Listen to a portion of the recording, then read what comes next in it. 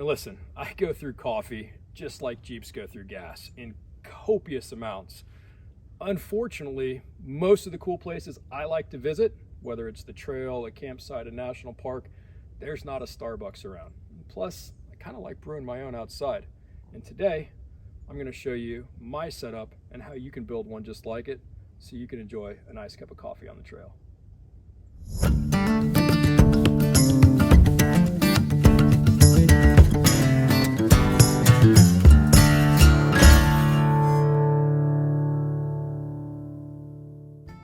Hey coffee lovers, Don from Driving Everest here, and today I want to talk to you about how I make coffee out on the trail.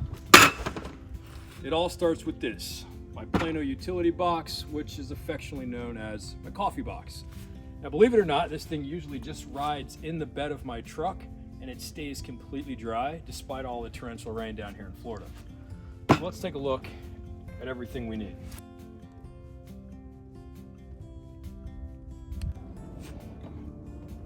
Got to have our stove. I keep a small portable camping stove. We've also got to have fuel. Now this is a butane propane mix instead of those large propane cylinders from Coleman. I just found this packs down so much easier, and you can get a much smaller stove with it as well. Next, you got to have your Stanley Adventure set because you've got to have something to boil your water in. While we're talking about Stanley, let's face it, I'm a Stanley guy. I love all of their products. That's the only way I drink my coffee. And then my personal preference is going to be a pour over. Now, I know some people like a percolator or a French press or anything, but a pour over is just a fantastic way to make a cup of coffee. Gotta have the lid. And then last but not least, you've got to have your favorite coffee with you. Now, I've got a couple options in here. It's actually, believe it or not, wintertime here in Florida. So I've got some seasonal coffee. This is a Polar Peppermint from Dunkin'. And then I usually pick up a lot of these singles when I'm out traveling the country and they've got something. This is gonna be a wild huckleberry. And I know for a fact that I picked this up when we were traveling up around Yellowstone. You can get huckleberry everything up there. So you gotta have your coffee. This is all you need. It packs down super well and it also leaves you room just in case you want to bring some Mountain House meals along, because you never know. You may want a little biscuits and gravy, my favorite meal, with that cup of coffee. But today, we're just going to focus on the coffee.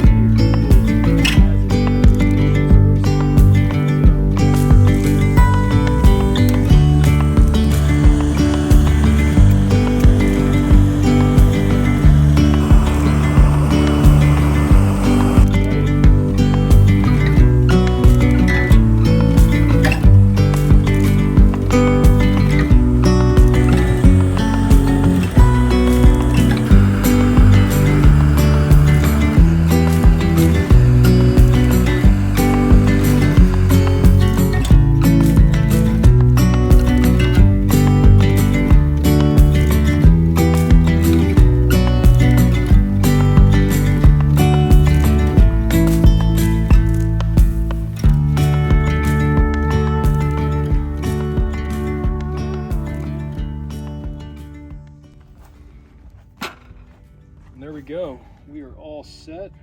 Go ahead and the lid so I don't make a big mess, and let's see how huckleberry coffee tastes. I actually haven't tried it. I didn't have any while we were up there. I've been traveling around with that. Let's see. Yellowstone was 6 months ago.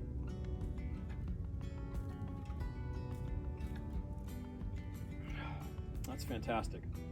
So, while the Stanley set is cooling down as well as the stove, I'm going to go ahead and rinse out the pour over set. Now, it's coffee grounds, they're biodegradable. You can toss those into the woods or alongside the trail, wherever.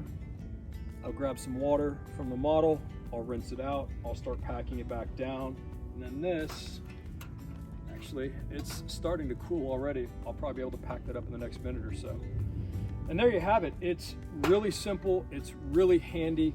I've got one of these boxes built that rides in Vanessa's Jeep as well. Now, she's not a big coffee drinker, but it does have stove fuel, a Stanley set, and just some extra mountain house meals. So if she's on the go, if she's stranded, or if she just needs something to eat while we're out riding, she's got an identical setup, sans the coffee.